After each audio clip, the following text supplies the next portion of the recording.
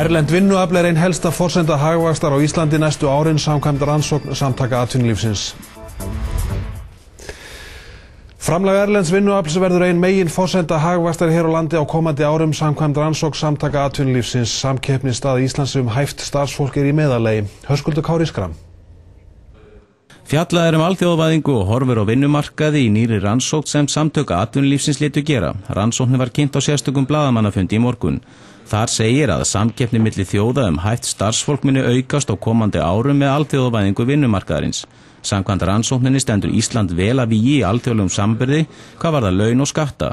Þannig greiðir íslenskt atvinnulíf fjórðu hæstu meðalárslaunin í heiminum innan OECD. Ísland stendur nokkuð framalega og mjög framalega á sumum sviðum.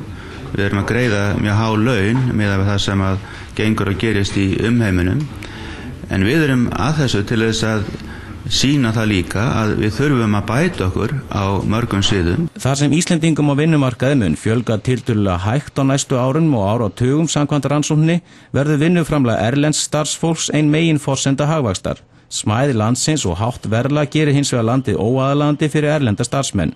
En hvað þarf Ísland að gera til að halda í besta fólkið? Við þurfum að hugsa lífsskilyrðin í landinu, skattana, lífsskilyrðin varðandi menntun, heilbrigðisþjónustu, velferðarkerfi og alla þessa þætti sem eru til þess fallin að fá fólk til þess að vilja búa hérna.